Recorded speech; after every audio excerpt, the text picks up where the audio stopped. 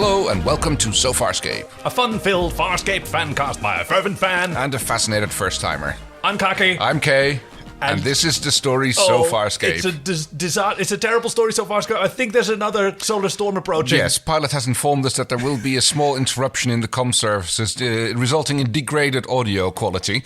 It is unbelievable how these solar storms seem to find us that inflict technical difficulties on the comms. But fortunately, I've checked the meteorologicals, and my senses tell me, it should pass within 10 minutes. Let's hope for that and think.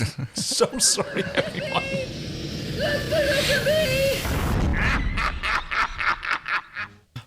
And this is the spooky story Farscape. Oh, is it the spooky episode? I think we just had Thanksgiving before we recorded this episode.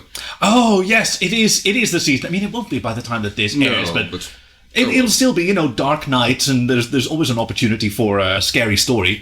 So we have episode 306 today. Eat me. Yeah. I was expecting some Alice in Wonderland stuff, but no, none of that.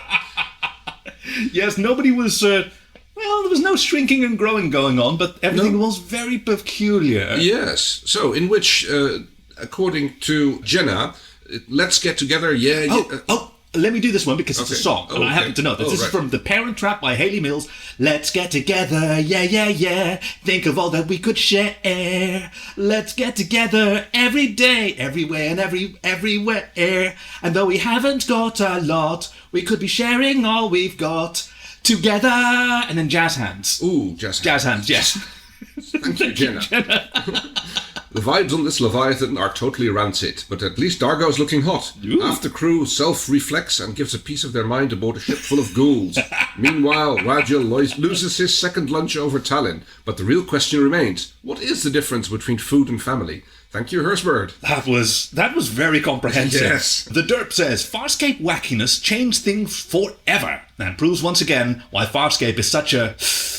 delicacy. Ooh, yes. Thanks, Derp. Fava beans, please. It's another song. Do you recognize it? No, don't recognize it. Really? But, okay, it's from the Rocky Horror Picture Show, where the pod breaks down in the velvet darkness of the blackest night, burning bright, there's a guiding star. There's a light over at the Frankenstein place. I have watched it. It's like, I only know, like, the ones. Oh, I'm heartbroken, Kay. Okay, sorry. You even dressed up as... Who did you dress up as? Eddie. And at one of your legendary Halloween parties. It was funny when we had to go and get the medical crews come inside because somebody twisted their knee out of its socket when he was doing the time warp. Right. The poor person. Yes. And so this ambulance arrives and EMTs get out and they open the door and there's Kay. Yeah, with a big bleeding scar on my forehead, which was of course makeup. But they went like, "Oh mate, go sit down." Sorry, come here. Can you look? It was fine. It's like we'd already sent all the Frankenfurters upstairs, so it wouldn't give them too much of a shock. But yes. I think I was with the crew who was sent upstairs. Like, probably, yes. Maybe that's... So, yes, Billy Roberts gave us a lovely little rendition. Wait, there's more. Hold on. Is it a hunting lodge for rich weirdos? What's with Riff Raff and the Grateful Dead? Do Leviathans have phones, asshole? Come up to the lab and see who's on the slab. 2 slabs, no waiting, because it's dinner time and there's no meatloaf in the freezer. Oh. Thanks, Dave. Hammerspace Dalton. Sorry, not Billy Roberts. Because Billy Roberts says... It's a 2-for-1 sale as John, Dargo and Chiana explore an old Leviathan. How will our heroes survive the cannibal holocaust plus who's who? I don't think we've had Dave Hammerspace Dalton before. Well done. No, I don't think so, no. Me and my mates take a trip to an old husk of a ship. Poke me with pins, I see some twins. It's not orphan black, get a grip. Thank you, Rick, from the Delta Quadrant. I wonder if that's supposed to be a song as well. It looks like a limerick. Yeah. And... a cherished son is found severely wounded, and his family worries for his fate. Meanwhile, we find Hannibal Lecter, who is keen on doubling his own family. Asserting himself as head of the household, he makes life extremely difficult for everyone around him, and despite its deteriorated state, Lecter refuses to give up the family minivan. Something must be done! Starburst beats Skittles, taste the rainbow, Thanks, Axicor, for that curious alien word there. So, yes...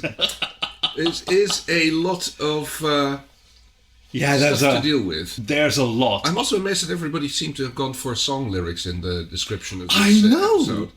It's a wonderful sort of confluence of events, because this was a pretty controversial episode of Farscape. Oh?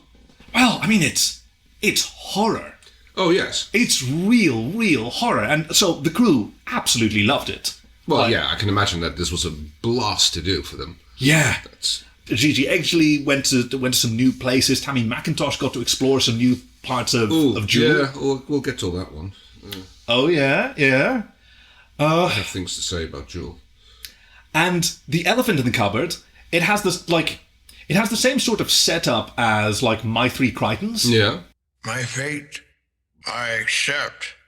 Except no big reset button at the end. No, kind of, because they kind of they kind of work their way around that. How do you mean? Well, I mean, with killing the characters, you mean? Or...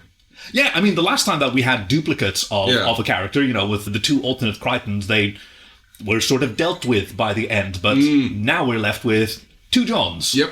I mean, it's not over yet. There's still problems to be solved, so... Yeah, no, that's true. The series isn't over, but no. We did go into hiatus at this point. Ah, okay, I did not know. Yeah, so... Right.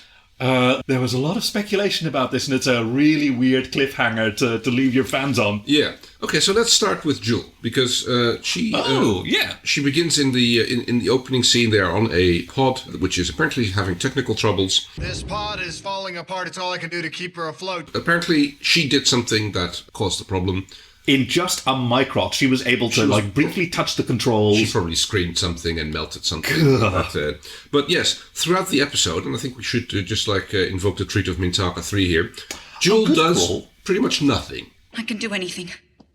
She screams and shouts a little bit. She whines that she is civilized and that she doesn't know anything about fighting, which is interesting because when she first appears, she's kind of portrayed as this warrior princess type person who seems to be very competent. At least that's the impression I got when she first gets taken out of the pod. And we're learning more and more bluster that she's just a little girl out on her graduation trip, which went horribly wrong, and her attitude is crumbling. I mean, at least I'm going to frame it like that because it's the only way. I think that's really valid. I think that's the only way that it makes sense for her character development. That we're now seeing the real Jool.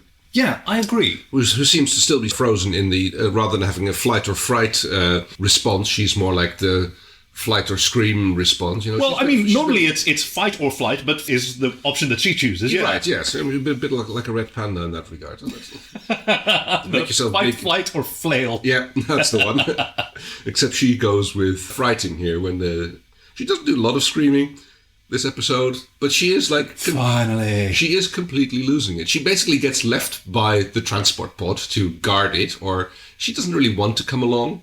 Yes, exactly. Chiana gives her a fantastic quick reason in violence. Slaps her around a bit. See, this is violence. You'll get the hang of it. We don't have weapons on our planet. We don't have violence. We don't have warfare. What the frell?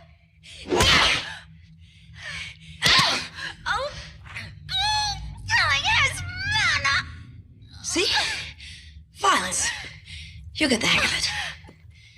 Yeah, she hits Jool a couple of times while Jool is yelling that my planet doesn't have weapons or violence, which... Woof. Yeah, but she seemed to be very confident in grabbing the biggest gun she could find as soon as she got out of the pod and wielding that around. So that seems a little bit... Well, that was Chiana's advice.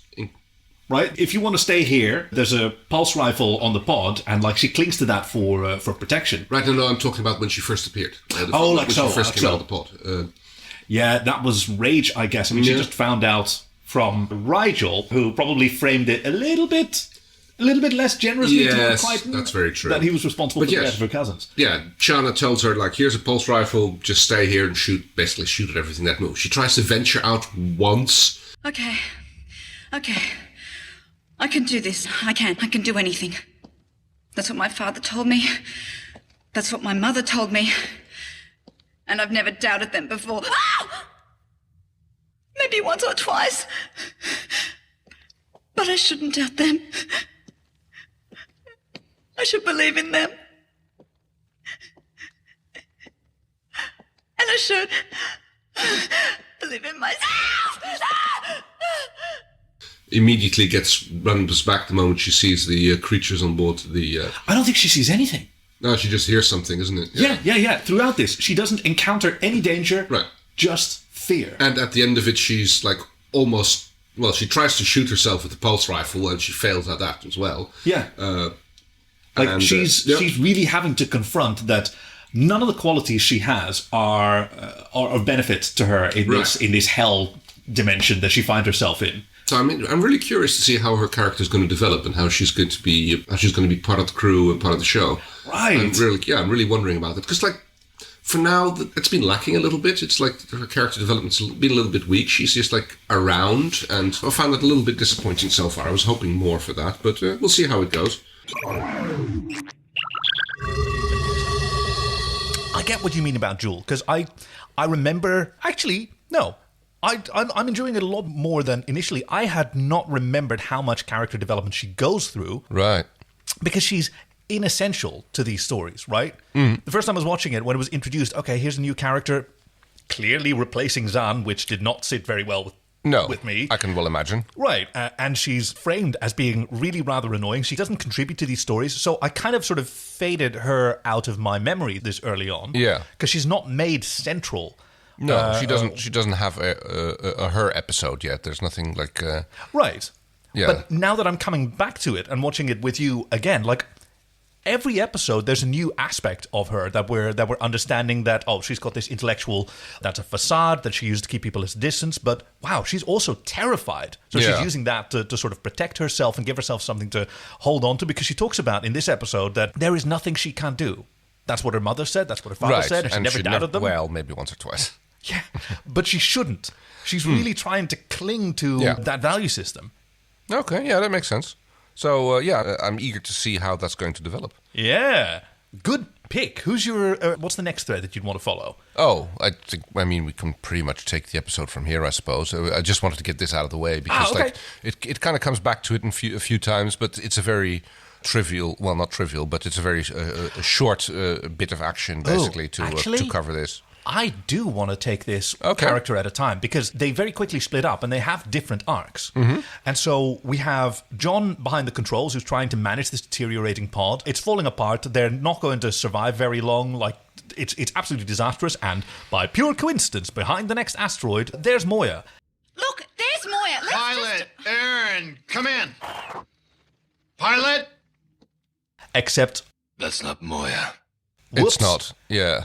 It's not Moya. She's got a control collar. And this sets in motion John's arc, because Dargo does not want to go there at all. Because control collar... means peacekeeper. Yeah. So when I saw it at first, like...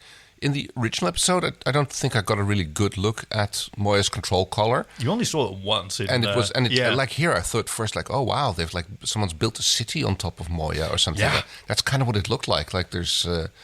You're right. I wonder if that would be like normally peacekeeper quarters or something that they that the troops sit and live in or something, rather than on Moya itself. It's interesting to think about, because Dargo assumes that it's a prison ship before anything is revealed about it. So that's kind of what I was wondering. I have that actually as one of my notes. It's like, so are all Leviathans prison ships? Yeah. I mean, it seems like a waste to just use them as prison ships. Apparently, since they have like thousands of them, like, can't imagine you need that many prison ships. I mean, maybe they're uniquely suited for it, and just peacekeepers generally don't need those craft for anything else. Yeah, but they're just still nice, docile. Right, I guess it must be easy to maintain, breed, I have no idea. Wait, it doesn't make a lot of sense. Like, it's an unarmed craft. Yeah. Well, okay. And you need a pilot for it, so you have to like have a steady supply of pilots who I can't imagine like are all that happy, like just like sitting there doing prison ship transfer things when they want to explore the stars. Stars. Well, I guess most of them are a little happier than this pilot that we wind up meeting. But poor bastard. John's arc is he's still got that sort of independence and stubbornness that he's exhibited before that has not been working well for him this season at all. Right? No. It has very much not. In different destinations, he changed history for the worse, because of his determination and like failure to communicate and trust other people. And now he is overriding Dargo and making the call to go aboard the ship. And once they're aboard, ostensibly on a snatch and grab mission to get some 3K wire and something coils. Something of the other coils, yeah. He actually wants to investigate further. There's a big argument between him and Dargo about that. Because Dargo wants, like, it took effort to convince Dargo to get on board. Mostly the effort is like, oh, the shuttle is falling apart. We're going to die if we stay out here. And Dargo goes, oh, yep, I'm done with that. Yeah. I'd rather die straight away than go out onto the Leviathan. That's Leviathan with the control collar. That means peacekeepers. O2 levels falling. Telemetry, comms, neurostatus, we got nothing. All right, we're heading for that ship. That's it. John, that is not an option. We don't have any options unless you want to die out here in the middle of nowhere. It's better than being captured, tortured, and killed by the peacekeepers. You hear that noise? That's our air! We have no comms. We have no idea who or what is on that ship. You are leading us to our death. But even when they have a chance to snatch the replacement parts that they need and Crais, John still wants to investigate. And he's kind of right, honestly. Like, he knows that we need this pilot's cooperation to open the hangar doors and leave. This is meant to be a hit-and-run mission so we get the parts that we need. And what if we're dying? What if we've been exposed to some radiation or some virus is going to mutate us in the night of the living dead? And the sooner we get out of here, the better. If you want to go all the way to pilot, Hey, you know what? We don't know what we're dealing This with here. is a peacekeeper prison ship. That's all you need to know. And, like, the ship is not in a good state. It's like it's covered with growth stuff. It's leaking pus, much to John's disgust. Yes. Oh, it looks amazing. I mean, these are the Moya sets. I was going to say, they must have spent a lot of time, like, hanging them with gunk and spraying them down, and that must have been, like, quite a bit of effort. The technical term, according to set designer Tim Ferrier, is licorice. Okay. You hang gunk off things. It's got a lot of licorice on it. Oh, licorice. Yeah. And apparently it took 4 days to bring the Moya sets back into the pristine condition. It was much easier to dirty things up. Well, yeah, it usually is, than isn't to it? tidy them up again. But wow. Okay, so this is John's arc. He has this argument with Dargo, overrides him. I'm going to go find the pilot. You get the junk. And proceeds deeper into the belly of this Leviathan. He finds the Leviathan's pilot. Yes. Who is besought upon by Sebastians, I suppose? Yeah, they are Sebastians. Turns out. We don't know that at the time. Like, they look creepy and mutantoid and horrible, but it turns out that these are the degenerated duplicates, I guess. Yes, twins. Xerox, yes. Of the original Peacekeeper prison crew. Yes, and apparently, although this is a prison ship, it was a prison ship for only one person. Yeah, very Hannibal Lecter. And they've been eating, among other things, Pilot, cutting off his arms. Waiting for them to regrow again, and then, the way he explains it, I remembered this for years. Please kill me. Look, your arms are going to regenerate. Grogan Cutter. Grogan? Who the hell is Grogan? Grogan cut. They cut your arms. And when they grow back, they hack them off again. Why the hell would they do that? Because they're eating me. Because they're eating me. Yeah. Oh. What a performance. This was the first time that we've heard Sean Masterson. And he's the head puppeteer for Pilot. So for the cast, that was always the voice of Pilot, because they wouldn't hear Lani's voiceover. Oh, of course not, yes. Right? So he was the voice of Pilot. And now finally the voice of Pilot got to play a pilot. Oh, wow, that's fantastic. Yeah, because it was a female voice who did the other pilot we saw in the Way We Were. You peacekeepers subjugate us, torture us, and now you expect us to cooperate with you? You have no understanding of the covenant between Leviathan and Pilot. Weren't, sorry, yes. And both of them are obviously the same armature and I think largely the same skin. I think, yeah. Yeah, there's probably a little bit of reskinning and repainting done but with a little bit of like different padding here and there. Like on the female, the cheeks were more gaunt, and here like his mouth was open and he had all these staccato movements. Yeah, and like these tiny little arms growing out of those like torn open sockets. That was like, that was some Deadpool shit, man. Yeah. It did make his helmet look bigger. Yeah. But so everyone that Crichton meets dies. Oh, yes, I suppose so, yeah. Right? He has an argument with Dargo, and then he watches Dargo being killed by the villain Carvok. Yes. And he has to, as far as he knows, that's what happens. He watches the same thing happen to Chiana, and then he's alone on the ship. And he thinks everybody's dead, yes. Oh, that's like, oh. Okay, so villain next? Darvok? Wait, hold on. I'm still with it. You're still on John. Sorry. Yeah, I'm still on John because like he tries it with the pilot, tries to work together, and like throughout this, I don't know if you noticed it, I heard him getting more and more southern. He's gonna be sucking my brains through a sippy straw, and it ain't making me feel comfortable. Now see, I head for the transport pod, and he runs me down like a sick lizard. Oh, no, I didn't notice that. As he was realizing that he was all alone and his friends were dying around him. And I'm amazed that he didn't collapse. Oh, well, I think he's like progressed beyond that point. Right? Yeah. It's like he dives into mania. Yeah, I think though he doesn't have the ability to stop and like sit down and just take it anymore. Yeah. And then his answer is revenge. Like his plan is to get the pilot, but then he has to do it himself to starburst, even though it has a control collar, which will kill the Leviathan. Yeah. Which I think is a mercy killing at this point. Yes, because like the Leviathan creature is also being eaten by the ghouls that are still on. Let's call them ghouls or something. Okay, well, I mean they're called Zarai, but yes. Zarai, yeah. Well, that's what what's his face calls them. Carvok. He controls the whole ship, Chiana. He's got the maintenance bay, he's got the doors, he's got the windows, he's got the smoke on the water. I don't know what you're talking about. The guy, whatever, whoever, the one that killed Dargo, Dr. Spike. Carvok, Spike. Carvok, that's his name? The Zarai, I call him. Yeah, private joke. I once had a tame vanguard called Zarai. Until finally he has a confrontation with Carvok, where he leaves him to be eaten by his family, as he calls them. Oh.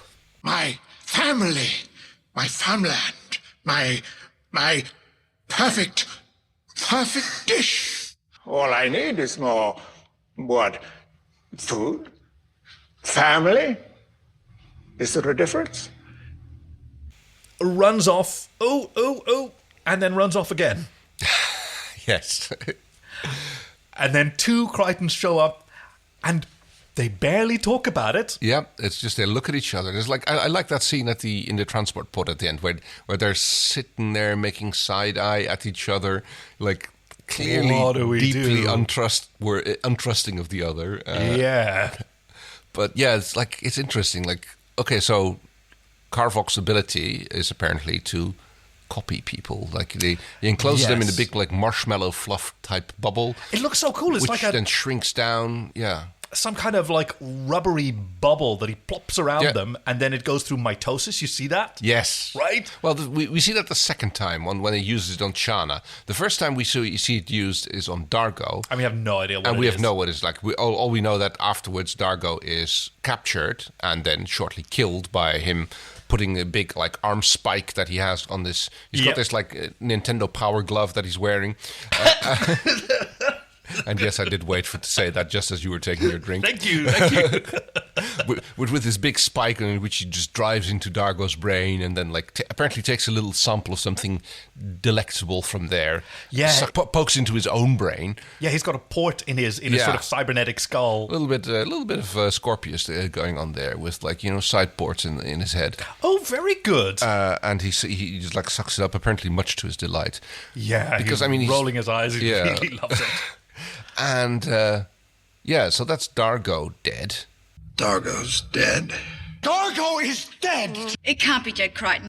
Yeah. And that's actually played very well, because like then... What was that like for you? Yeah, I mean, I'm sitting there going, okay, no way. Because like, we just lost Zahn, we're not losing Dargo. Were you really confident? Not 100%. Right? No, you're like...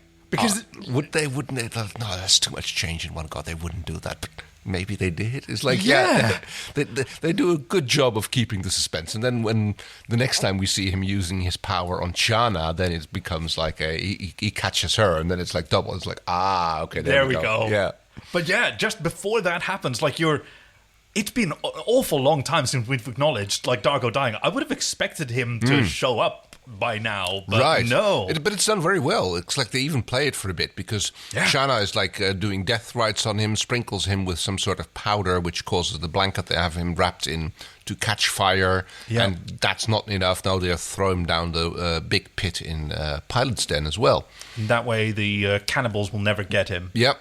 Did you see her sort of? She raises her arms over her head the way that she did for with her life disc when she thought Neri had died. Yes, I mean she even talks about it. She's like, we have to perform the death rites and everything. And John says like, oh well, we don't exactly have a what's her face around an Oracan around. Yes, very good. It really leaves you sitting there going like, they wouldn't. Would they? Yeah. And it's because the suspense is so relentless. Yeah. It's so unusual for an episode like this to be... I mean, I was going to say not fun. It is tremendous fun. Oh, it's a fantastic episode. Like you can really see like they're chewing the scenery. They're having a fantastic time with it. Oh, there's a commentary track on the DVDs, and it's by Guy Gross, the composer, whose name I've been mispronouncing. It's not Gross, it's Gross. Okay. He's an Australian composer, and he talks about how he constructed these sort of soundscapes. That he took a trumpet and a euphonium, and he borrowed the video editor's violin, instruments that he doesn't play. Okay, to just get weird noises out of them, made a whole library. That works. And then forcibly auto-tuned them into tunes that he could then like synthesize into these weird soundscapes. Oh wow, that's an interesting way to do it. Yeah, just like make off-key noises and then force them into tune. Yeah. To make them like, oh... Yeah. And to make these atonal chords. He talked about that he'd just done a horror picture. Yeah. Well, yes. Well, that he wasn't tremendously pleased with the end result, so he was very happy to be able to like dip into that well again and explore how he'd do it. Yeah, like have a little second go at that. Yeah, he played the shakuhachi, which is an instrument that he does play. It's a Japanese bamboo flute. Oh, right, yes. That doesn't really have a mouthpiece, so you've got to cry like it's all embouchure. Is that the one that they use in Ghost of Tsushima? Oh, I wouldn't know. I'm sure that Japan has many, many flutes. Fair so point. I wouldn't be able to... and that one is used for Karvok. But yes, I'm actually with you. Let's follow Karvok. Yes. He's fascinating. Okay, so my first thought when I saw him was like, oh, is Rutger Hauer in this episode? He has that sort of look, doesn't he? He does, yeah. He's got the firm brow, but yeah, he's this creepy gnome, this bald man with a super British accent. Stay back or I swear I will kill you. I don't think that's very polite. Yes, this is Shane Bryant. Now, when Dave Elsey saw this script, and he's the creature and makeup effects coordinator, and he just adored it. He thought it was so gothic. Like, this reminds me of like Frankenstein and the Monster from Hell, or the Horror from Hell, I think it was called. It was a Hammer House of Horror film. And Shane Bryant, turns out, played in that film. Oh, wow. So when he got Shane in the chair to sort of put the makeup on him, and he ran to the producer, did you do this on purpose? It's the dude. It's the dude. From that movie I talked to you, and he goes like, what? I don't know what you're talking about. But yeah, he looks a bit like, so barnacled, like... He looks a bit like one of the crewmates from Pirates of the Caribbean, from the pirate ship, you know? Oh, like, the Flying Dutchman. Yes. Yeah, with barnacles growing on him or something like that. Yes, he's got different coloured eyes. He's got... it's like he's picked at the skin of his scalp and exposed this cybernetic skull beneath. Bits of crystal poking out of it. It's... he looks great. I mean... Well, he looks fantastic, but it's a fantastic creation. Not great, but fantastic. And this arm spike that he's got, and apparently while they were doing the makeup, like Dave Elsey and Shane Bryant came up with all sorts of neat stuff to do with that spike that they showed to director Ian Watson, who said, "You can't do that on telly. We're not doing any of that." Ooh, yeah, that could have been I'm so gone the wrong way. curious. Yeah, well, don't want to think about that really. So his story is and Hannibal Lecter, as some of our listeners observed in their excellent synopsis. He was a criminally insane prisoner that was being, I think, brought back from the uncharted territories when Rovu, the Leviathan, was ambushed by Scarans. Oh, yes. It was Scarans who attacked them. But I thought it was kind of neat that we don't really learn anything about Karvok's backstory. None at all. It's just like, it's just this nutcase on this Leviathan, and after it got disabled, he basically took control of the place. Yeah. Like his arm spike thing also controls the doors on the ship, so he's patched into the system because he can open doors, he can depressurize rooms and do other things with that. Yes, he cut the pilot's connection to the control of the ship and seized it for himself. And like this, there's tons and tons of former peacekeepers, it turns out, that he has enslaved, and duplicated to suck their brains. And he is using his duplication trick to, kill them, suck their brains out, and then I guess like the others eat the remains of the person who just got their brains sucked out. I mean, okay, where's the energy coming from that he's I knew that you would hook up to this, because this isn't, like, if you just had a cow, right? Or no, not even a cow, just like some aubergines. And you do this to aubergines, you've got infinite food, baby. Right, it's the Matrix problem. It's like, no, we're harvesting these people for the electrical current that they generate. Yes, but you're feeding nutrients into them, and and the body heat, like you could use those nutrients much more efficiently than like running them through humans first. Yeah, I mean, have you tried cows? Oh, again, I don't want to necessarily do that, but there's so many other ways to gain energy. No, but like apparently it is easy. It's easy. It's complicated. Right. So in defense, I can say that like maybe he needs some sort of, sentient being connection. That like there's some sort of psychovore type effect on what he's doing. That would make sense. That's something, because he can tap into different species and nourish himself, or at least like give himself a nice little head buzz. Very, very, very, very nice. Really. Very nice. But he does mention that after you've been twinned 30 or 40 times, you're not much good for a conversation. Right. So that leads me to another interesting point, because they very clearly say that the copies are equal and original, because there's a little bit of identity crisis that both Chiana and Dargo have, and like we're probably going to, Chiana, and we're probably going to get to John's in the next episode, but especially Chiana has like, am I the original? It's like, am I the real one? And Carvok is unambiguous. There is no such thing. You cloned me. Not the word clone, please. I doubled you. I twinned you. 2 Dargos. Equal and original. And tasty. Equal and original. So, and it's why I think it was so brilliant that they used the imagery of cellular mitosis. Right. Because that's it. You have one cell, grows to the mass of 2 cells, splits off into 2, right? The mitochondria split, everything splits. There is no original cell, and there is no copy. They were both the original, they just forked off. But that duplication process, each of those twins is a little bit degraded compared to the...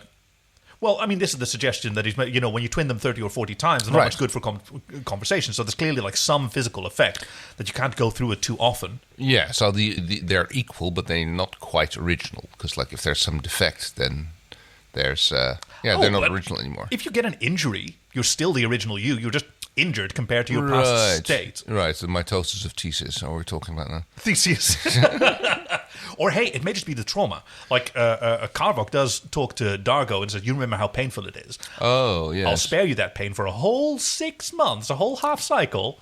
Before I'm going to snack on you again, yes. Because, like, Dargo only saw himself briefly, so, like, the Dargo there is very much convinced that he's, like, I don't know what it was, but he made a copy of my body or something. Yeah. And everything. Chiana gets to spend a little bit longer with herself, looking at herself and going like, oh, wait, what's going on here? Until that other Chiana also gets snuffed.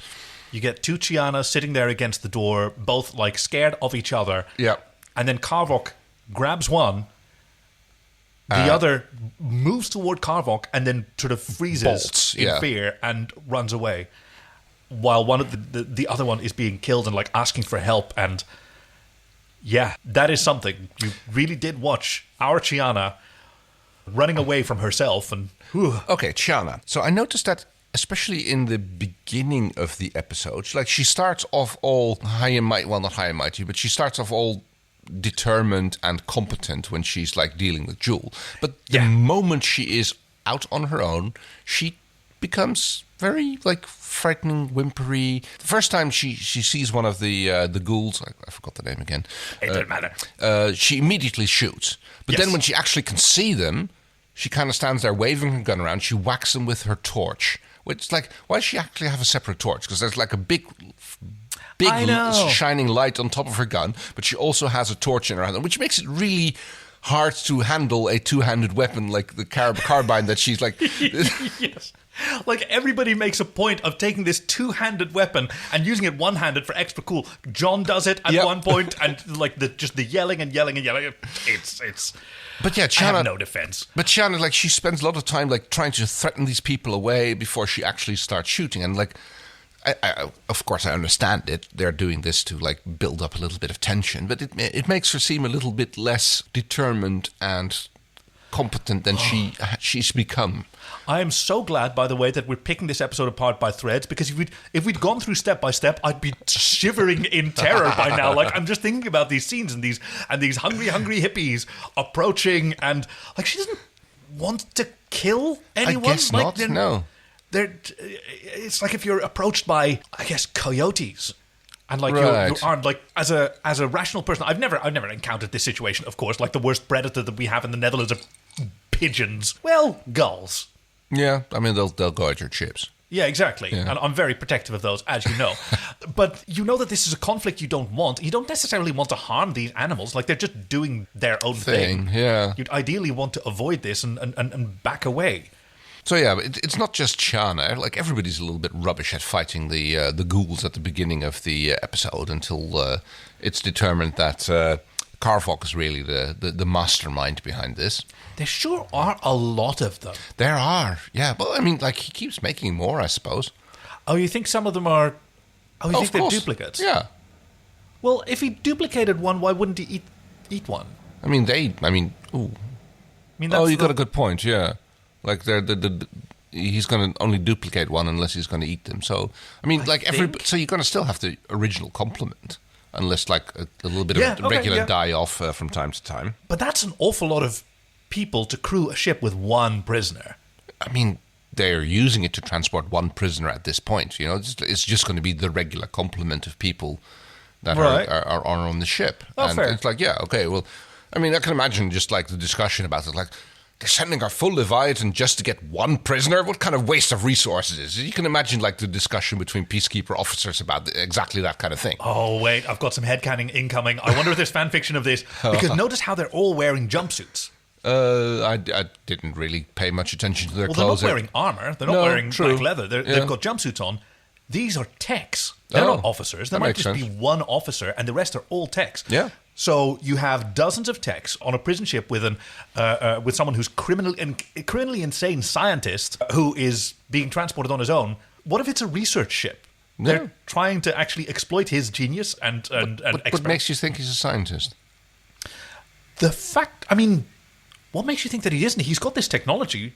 Ooh. Right, yeah, but we don't know how he got that. He might have just like... Huh. Yeah, it might just be some sort of control color interface that we've never seen before, that he just took from whoever the... Yeah, okay. I always figured, there isn't any evidence, but I always figured that he invented this technology himself and built it into himself, but yeah, why... There's no confirmation, yeah. No, to me, I would think that it's like some sort of device that interfaces with the control. Although, of course, you got the spiky thing, which is clearly his thing, because he does the brain sucky thing. And the twinning technology. Yeah. Where do you think that came from?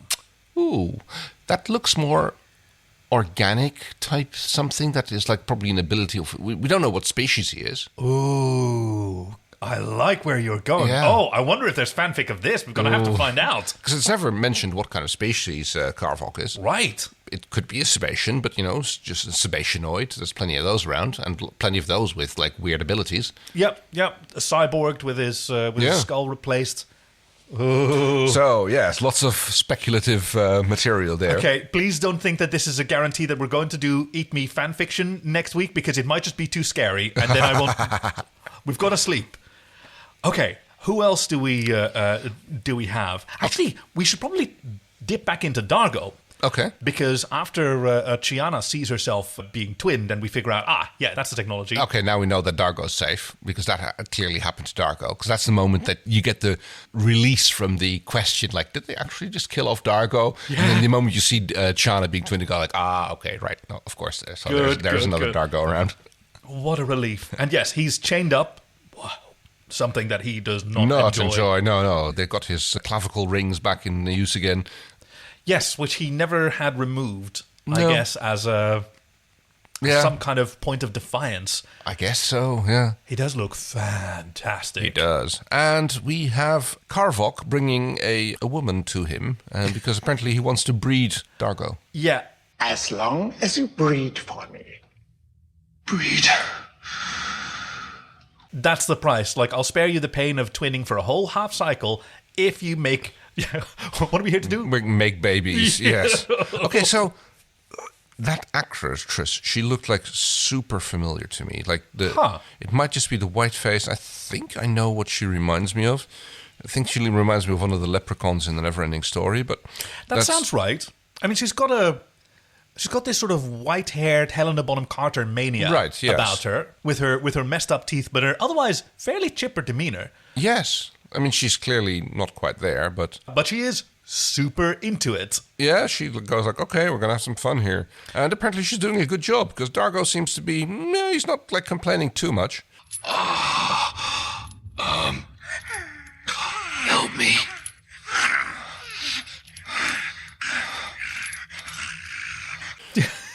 Which... When Chiana finds him, she doesn't immediately rescue him. She just kind of goes like, leans up against the wall, and takes a good look at it, and goes like, oh, hello, see someone's having fun. Are you sure you're not interrupting something? Chiana, just hurry up.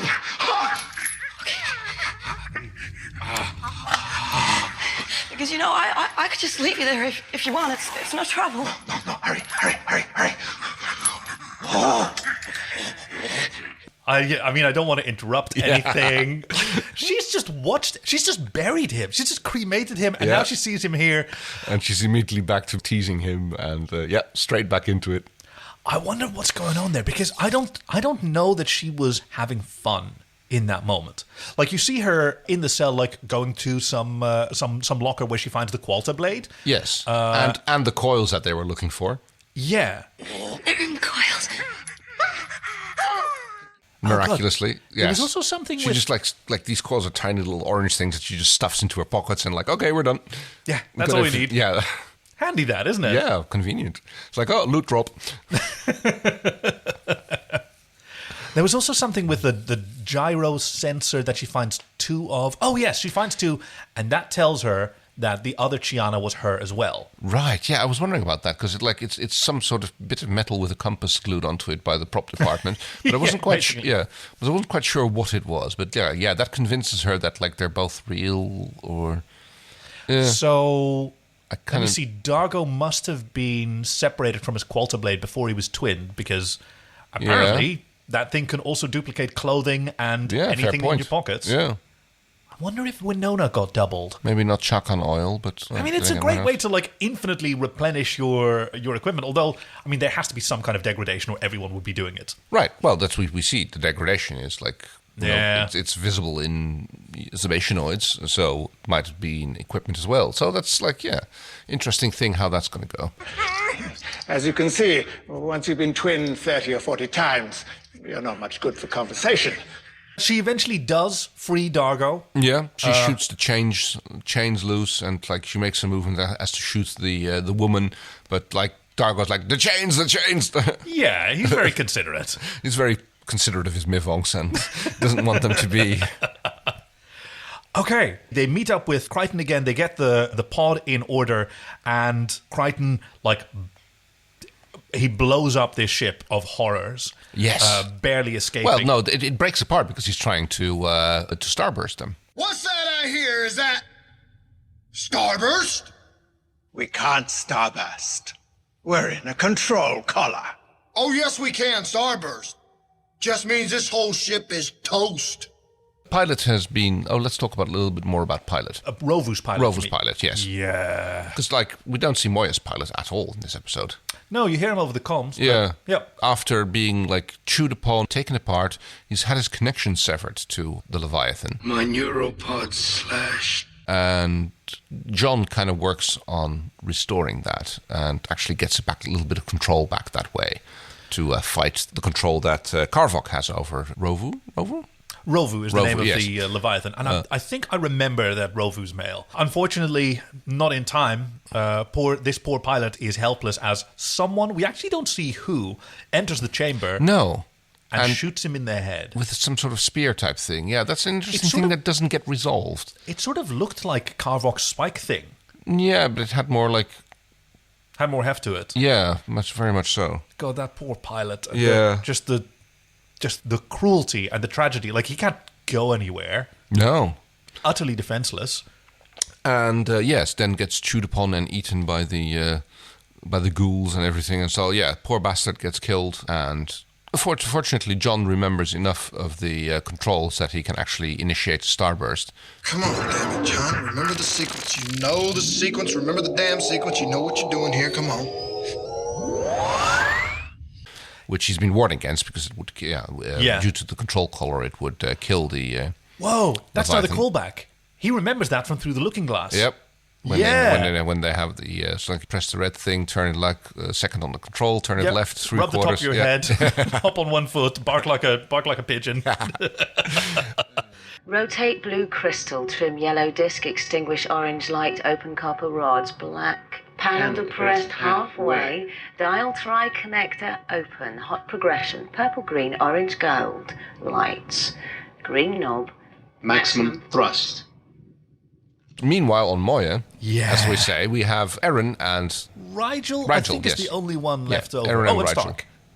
Yes, who also has one line in this entire episode or something like that. It's a meaningful one, though. Yeah, so in the middle of this episode that you think is going to be just about Crichton, Chiana, Dargo, and Jool, then, suddenly there's Moya going into starburst. Yes, much to Rigel's chagrin that there was no warning about starburst and he just lost his second lunch. Starburst without any warning? For God's sake! Oh. But we've left Crichton and the others stranded. Botched up all my second lunch. It better be something good, pilot. Moya was responding to a distress call. Perhaps you can see for yourself. Turns out there was a distress signal that Moya's responding to, and it's Talyn. Talyn? Who is not in a good state either. What happened to you? No, nor is Crais. Crais is found unconscious, which Rigel says, well... No, you are not taking him back to Moya. He is still alive, Rigel. We can fix that. We can remedy that. Yes, and immediately pulls the Hand of Friendship, or what's it called again? The neural transponder. Yes. After which, the ship starts to shut down, so Aeryn seizes it and she puts it back. Takes it from Rigel and puts it back in place, and which seems to restore Talyn's state of mind. So Aeryn has to deal with this, which is she needs to set up some kind of towing system so that Moya can tow Talyn and return to her original position where they can meet up with the rest of the crew. Starburst is out of the question because they would have to leave behind Talyn. Although they can pass through the same starburst thing. Only if Talyn's awake. I suppose that makes sense. And also, he may just be too big. It worked with a Prowler, but I don't know if... I mean, what do you mean too big? Moya can get through a starburst, so you'd think that, another Leviathan could come through as well. I mean, it makes sense considering the fact that they lose all navigational ability, that multiple... Leviathans could share a starburst jump. That seems to Oh, interesting. I mean, like wake surfing. It is a very close fit. We do see that it I think Aeryn's Prowler was right on the skin. Oh, right. It makes sense. Maybe they have to use their own starburst, but they can what I said, wake surf into so that they all end up in the same location. I like that. Sort of like the jump gates in Babylon 5. Right. Or it's just the way dolphins kind of ride the wake of a boat and move along with it. Yeah. Oh, now I'm imagining Leviathans at play with super quantum electrodynamic halo effects. Yeah. It turns into Titan AE again with the the wake angels. Yes, very good. So returning to our cosmic castaways, Rigel has a contrary opinion. He thinks that they should get out of there, and it's. I mean, that's what Rigel usually thinks. Yeah, but in this case, honestly, as usual, he has very solid reasoning. Yeah, Talyn is supposed to be a kick-ass gunship, and something kicked his ass. Yep. Talyn's supposedly the meanest, deadliest all-time Yave of the UVO fighter ship. But somebody, something, beat the yachts out of him. And when they come back to finish him off, we'll be here with him, unarmed. We're going to be next. Yeah. We're sitting here completely defenseless because Moya doesn't have weapons. And it's Stark who talks him out of it with... some very creepy realpolitik. Stark tells Rigel, Talyn will recover. Crais may not. Yeah. So now may not be type here the time to leave. Yes. And I don't know whether he's saying that because he means it or whether he's saying that because that would convince Rigel. I mean, that's what always the question with Stark, Sometimes he's mad, sometimes he's right. That's always... And sometimes both. Yeah, well, yes. Because, that does convince Rigel, like, yes, we would be better off with Talyn and not Crais, so let's let that play out. Which gets him along with... Oh, it's a shame that it's such a small part of this episode, because it would actually... like that's a really good conflict resolution. Hopefully they're saving that for next episode. And so that's what that shot that you talked about, that's umbilicals. Right. It's just the umbilical, and there's it's probably nutrients, because we know that they've been sharing... that they share nutrients flowing back and forth depending on the needs of the other. So, okay, that explains that. And now the mother is helping to heal the son, and... woof, after this horrific episode, everyone's kind of recovering. Like, it's interesting that Stark is talking to Chiana and Dargo and asking them to describe it. Yes. Because... I guess he's trying to do a little bit of soul searching to find out, to find out what happened. Like this is kind of his thing. He's deeply curious about it. Yeah. And Dargo's open about it, like it only lasted like 1/10 of a micron, and I just saw this other version of myself. It was over in a flash, no more than 1/10 of a micron, but I saw it. I saw myself. Another me. He's kind of intellectual about it. Like, what if I'm the copy? And it doesn't seem to worry him too much. But Chiana, she's like super concerned whether or not she's the real thing. Whether she's guilty of murder, of abandoning a living, that's her thing. Yeah, she feels guilt over abandoning her other self. At least this is how it appeared to me. Yeah. Which, I mean, I fully understand it. She was terrified. She wanted to be safe. Clearly, either of them would have done the same in the face of that danger. Okay, that's interesting, because, Chiana is all about self-preservation. And that's basically her core character trait. I can look after myself. Yes, I know. You can kick, kiss, and cry your way out of any situation. I just wish you'd stop getting into them. Right. So, but it's interesting to see how that would extend to her other self, who is also her. Oh, interesting. So it's like this other Chiana who is also me. Like maybe I do what I need to do to keep myself safe, but this is also myself. Yeah. And did I do everything I could to keep this other me also safe? Oh, that's fascinating. Because she does have a sense of family and community and protection that didn't used to include very many people. I think it included the woman on the corpse of the Budong. Yeah. Altana. Alive and kicking. Come on, girl. I'll give you a feed. Right, that she felt that for. And, her brother, of course. Right, and it started to include more people as she's matured and evolved as a person. But if that duplicate was her, that should be the first person that you care about. Yeah. Someone who also is you. Then I hadn't thought of that. Oh, it makes sense in her character.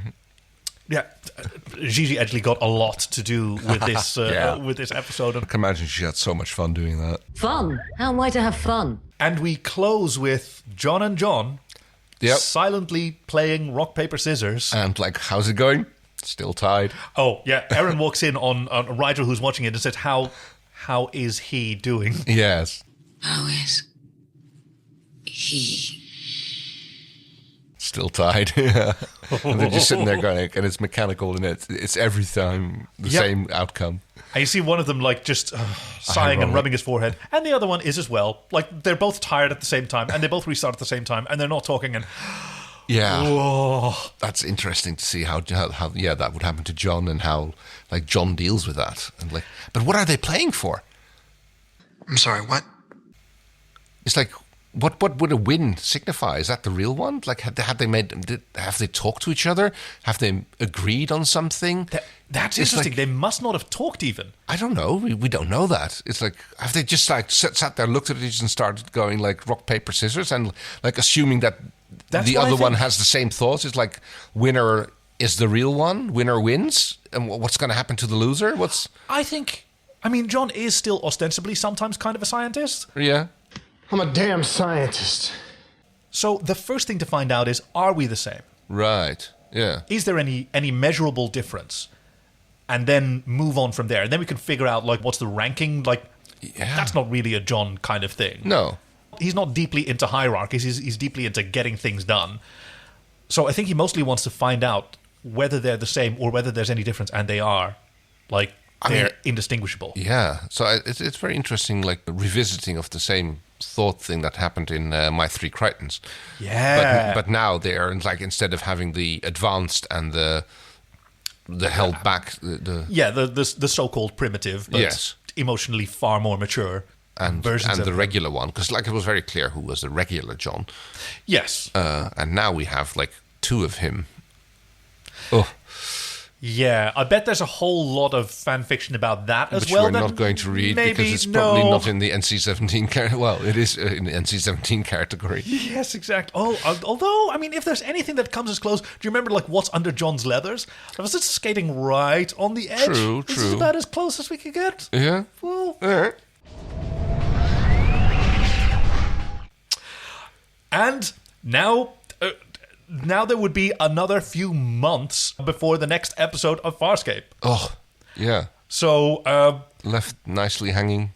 We're going to continue as we have before. We're going to do fan fictions on the off week, and we're going to have another greatest hiatus. Oh, so it's like there's going to be a long time for our listeners before they get to hear the next episode, and for you as well. Obviously, yes. Like, you have to sit through this, but I have something to help you while away the time.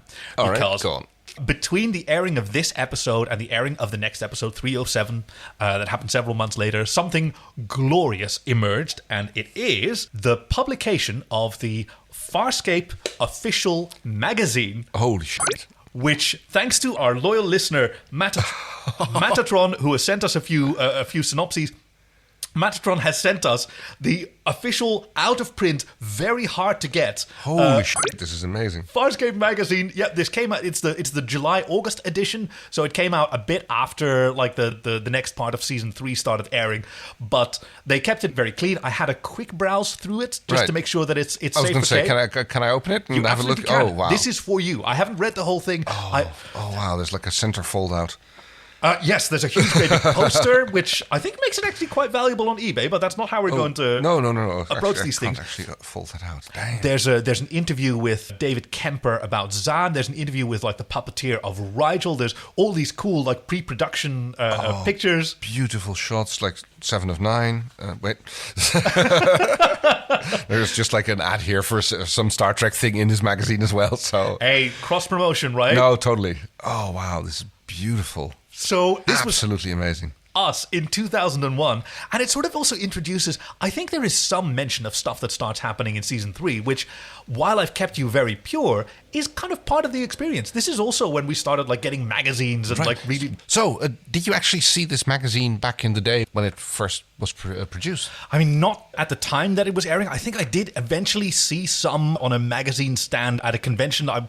I wasn't into magazines, so I didn't grab one. I've actually never held one before, and it's so fantastic. It's such a treasure. It's gorgeous. So it says July, August 2001 is when this was released. Yes, and it's got the like broadcasting schedule on Sci-Fi UK on it. Like, when are they? Like Sunday, May, and everything like that. Yeah. Beware of Dogs seems to be. What? Look at the Princess. I mean, I don't know what you're talking about, but like. Oh, I think that's like a retrospective episode guide, because that could be. That's season 2, man.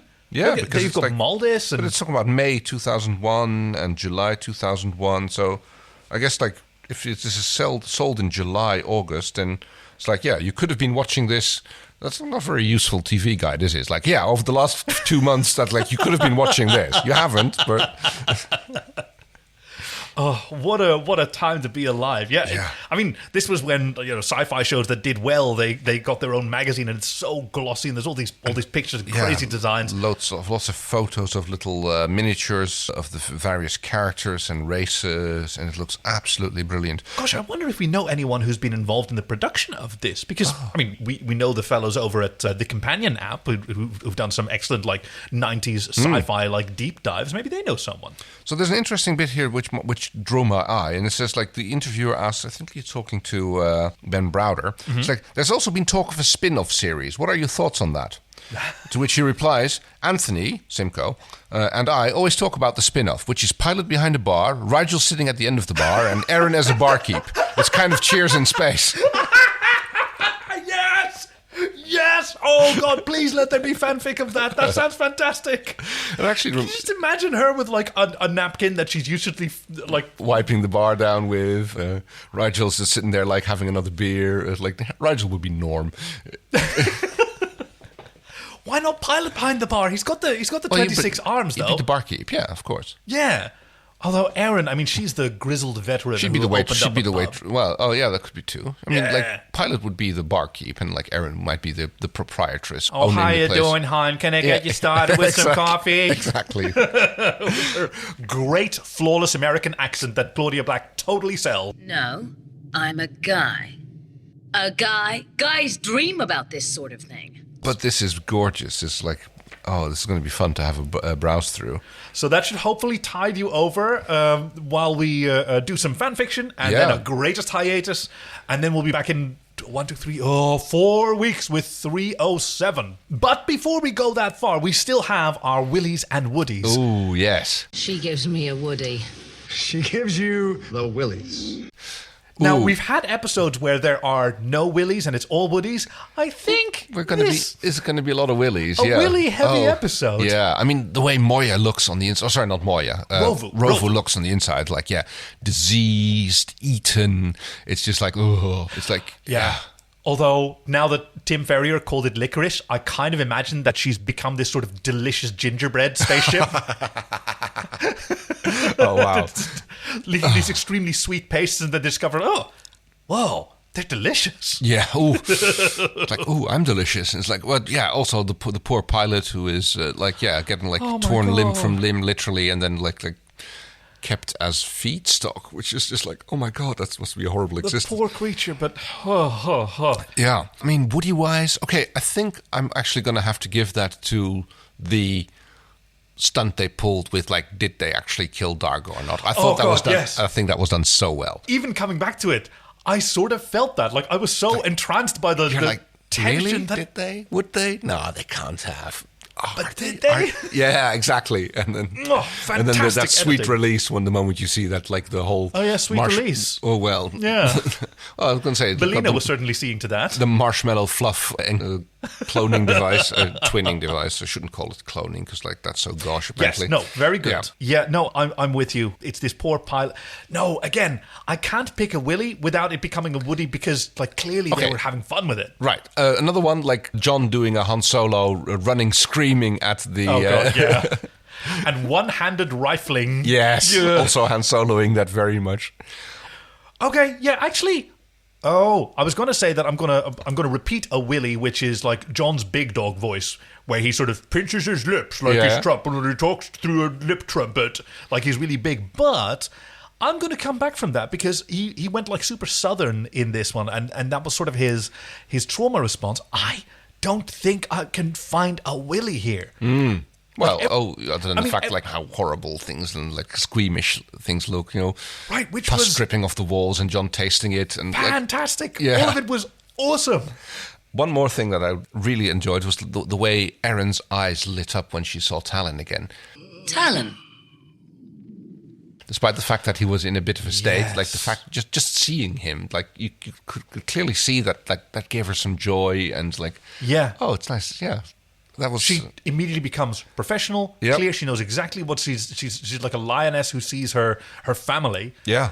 She is so centered when when it comes to Talyn, in a way that she can't be with anyone else. Like, there are no emotions in her mind other than this is my family and I care about him. I guess, that still comes from the biological connection that she had with Pilot and therefore Moya and Talyn. That's a good point. She does have that with Pilot as well. Yeah. She's unambiguous in a way that she isn't with other characters. Yeah. And that's the story so far, Farscape. So I did a little bit of browsing through the Farscape role-playing book. And yes. Especially considering this is such a Leviathan-heavy episode. Yeah, did a little 3 bit of them. We've never had 3 Leviathans. Oh, well, 2.5. Yeah, other than the... 2.5 Leviathans. Talk about a spin-off. Wow. Oh. But there was a little bit more mentioning about how the bonding goes with the... like how the pilots are like such a vastly advanced race. But apparently they can't leave their planet. And it's not because they're not motile, but apparently they die when they leave the atmosphere. Like there's something that they need to survive, which can be provided by a Leviathan. But otherwise is not... so that explains why it's their only way to explore the stars and to see the universe. It's something that otherwise can't be synthesized. Something like that, yeah. Fascinating. It's kind of glossed over on how, but it explains on... Well, it gives a reason for why how this is supposed to work. So that's I thought that was a very nice, interesting touch. I mean, their connection has always been fascinating. Like, were they designed were they co-designed with Leviathans, or like... My headcanon is that they're like a parasitic species on their planet, that they bond with other megafauna as part of their normal life cycle. Oh, yeah, that makes sense. I'll read a paragraph. It says, For pilots, Leviathans came as an incalculable blessing. Though socially, philosophical, and technologically advanced, pilots could not accomplish the one goal they strongly desired, to explore space. Their anatomy and physiology did not facilitate survival of their native planet.